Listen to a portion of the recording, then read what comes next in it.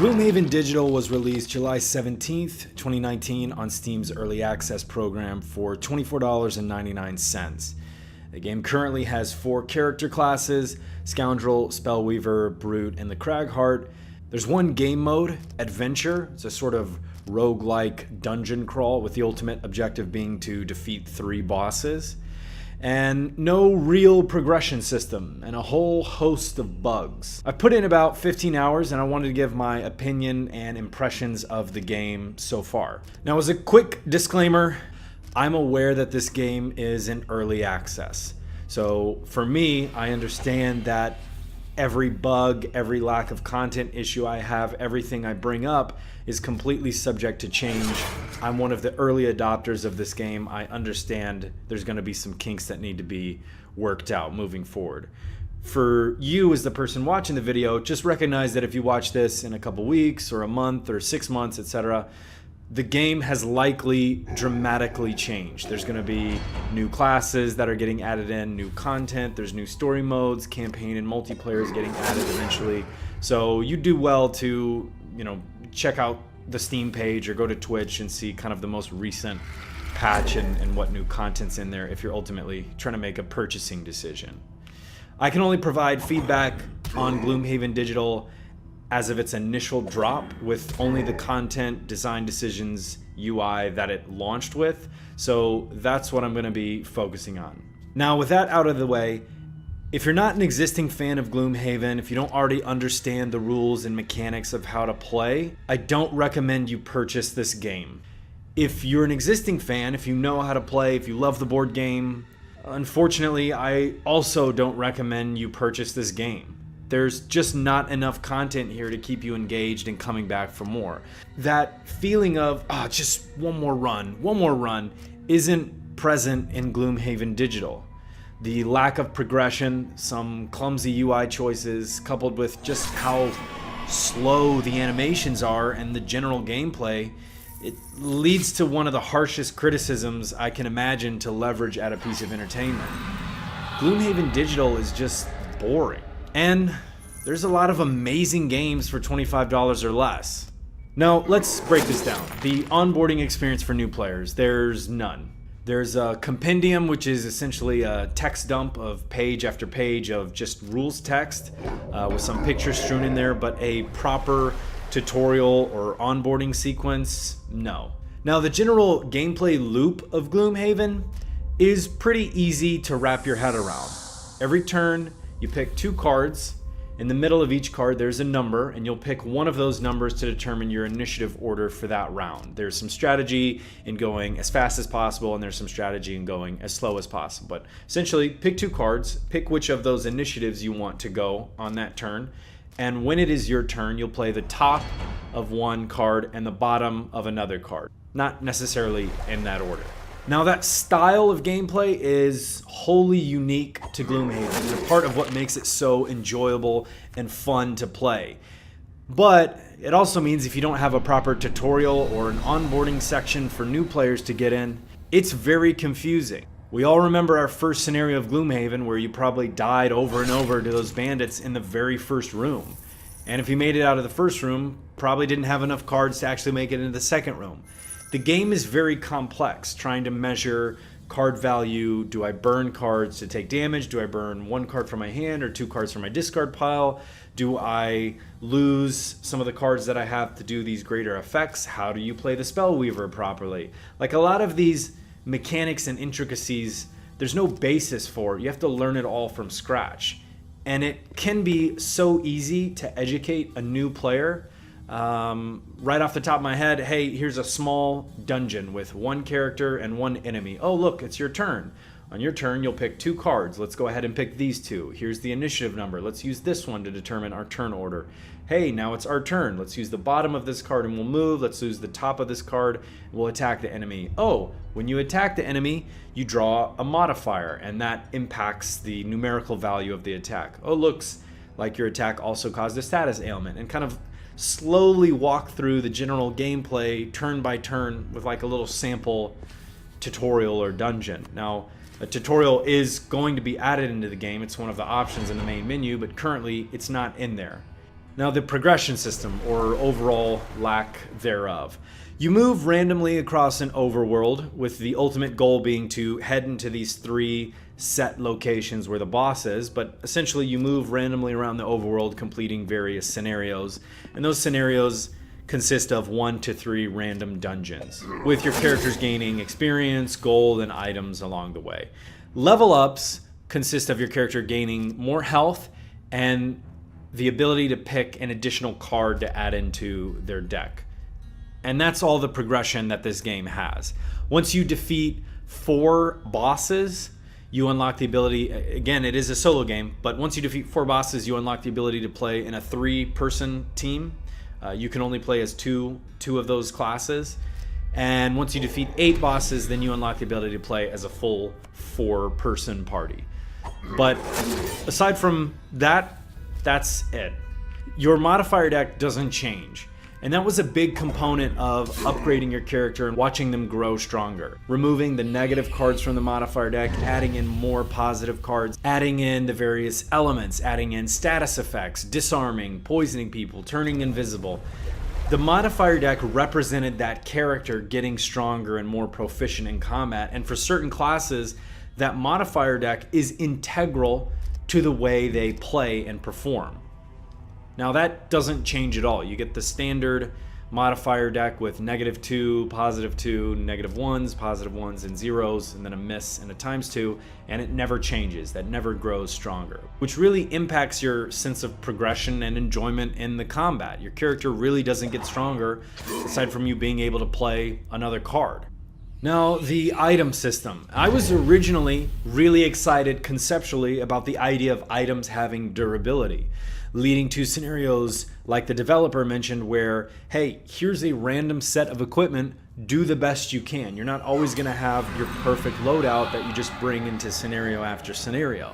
I was very intrigued by that idea. However, the way they implement it into the game is baffling and, quite frankly, just unfun and not strategic. The way they implemented it was that at the end of each scenario, again, each scenario consists of 1 to 3 dungeons, but at the end of each scenario, every item you have loses 1 tick of durability. And the typical durability I've seen is like from 1 to 5, somewhere around there. You do have a few items that can be used infinitely, but they're the starting equipment your character begins with. Now, this coupled with the fact that there's no set item shop, you don't always go back to town. Again, you're traveling randomly around here, so sometimes the city's not going to have a vendor anywhere. And if they do have a vendor, hey, they just sell boots and nothing else. Means items are all over the place. And you're going to end up in one of 2 scenarios, which I frequently found myself in.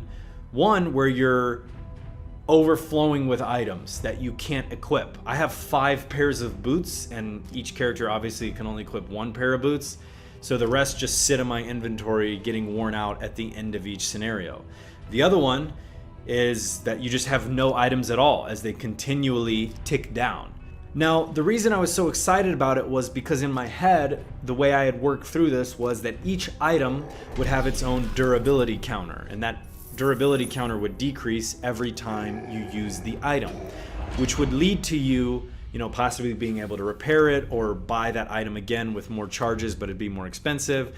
But essentially, you would have to decide a couple things. One, going into the scenario, hey, do I want to bring my most valuable gear? Do I want to bring my super healing potion, or can I maybe get by with just my minor or my normal healing potions here? Do I really need to bring my best equipment that I only have a few charges from? No, let me save those for the boss. That in itself is kind of an interesting choice that you're never presented with in the board game. Also, the choice of, okay, well, do I really need to use this item now that I have it equipped? Again, recognizing you only get so many uses out of it could lead to interesting board states of, well, maybe I don't really need to use the invisibility cloak here. Maybe I can save this charge for another boss down the road or a worse scenario down the road. That just seems conceptually kind of interesting and completely different to what the board game presents. And I was kind of on board to see how that would be implemented. But that's not at all what it's like in the board game. Again, at the end of each scenario, they just tick down. So I ran into weird situations where in the very last dungeon of the scenario, I would loot something and it would have 1 charge on it. And then immediately afterwards, okay, the scenario's done. I didn't have a chance to equip that item or use the potion, and it lost a tick of durability, and okay, that item's gone. Items that you're not using also lose durability. Items that you've equipped on your character but didn't use in the scenario also lose durability. Again, the scenario where you have 5 boots, and I had visited a vendor thinking, okay, this boot has 5 uses and the ones I have equipped have only 2 or 3. Let me buy them while they're available from the vendor. I don't know what I'm going to be able to buy from future vendors. Let me buy them while I have the chance. They're just degrading in my inventory, not being used. That was extremely baffling and not fun to me. Which leads to gold. Gold is effectively meaningless because you don't always revisit a town to purchase stuff in. And the items that you can buy are not that expensive. I ended up with 200, 300, 400, 500 gold and nothing to spend it on. Not an item to be had on my characters and no place to spend my gold. Gold is effectively meaningless and all over the place. You really don't have to think about moving and looting, as just playing naturally you get more gold than you can ever spend. Now, we already knew there was going to be no battle golds, no personal quests, no quest text, essentially no storyline to speak of, so I'm not going to address those.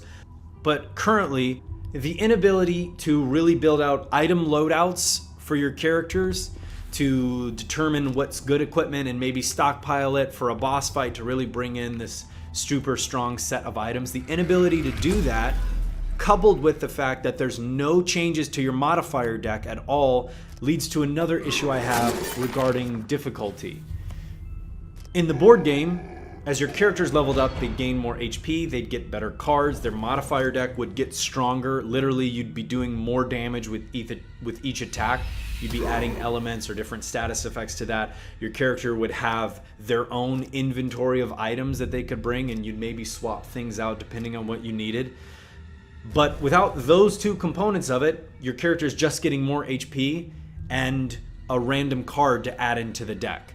So this leads to the difficulty sort of running away. As you get higher and higher level, the game becomes exponentially harder as your modifier deck doesn't have the numerical advantage that it needs to actually handle those higher health enemies. And then finally, some of the UI choices that were made, the slow gameplay, the even slower animations, just kind of make this game into a slog.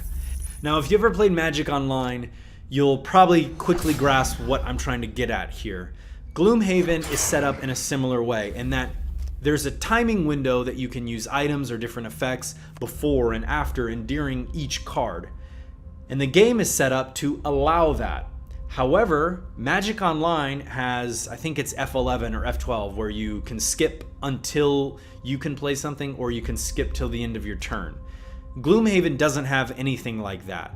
So essentially every single turn, even if there's no enemies present, involves you clicking the bottom of a card, clicking where you want to move, confirming that move. Okay, I have 2 extra tiles I can move, but I'm right at the door, I don't want to open it.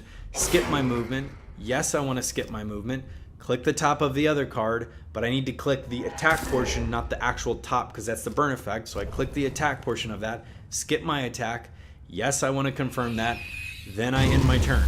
Then it goes to the other character's turn. Move them. Move them only 3 tiles. Skip the rest of the movement. Confirm that. Click the top of this card. Click skip attack. Click confirm. Click the end of my turn. Click into my round. It just drags things out in a way that if you're in person or playing by yourself, you just skip over a lot of that stuff and speed up gameplay exponentially. All right, here's my 2 cards for the round. I'm just going to move here and my turn's over. I'm done. I understand why they did that for modding and for item usage. You need to be able to time those things out, but not giving the player the ability to hit spacebar or F1 or something to just, okay, skip the rest of my turn. I don't want to do anything. I don't want to attack. I don't want to move. I don't want to do anything. Just end my turn.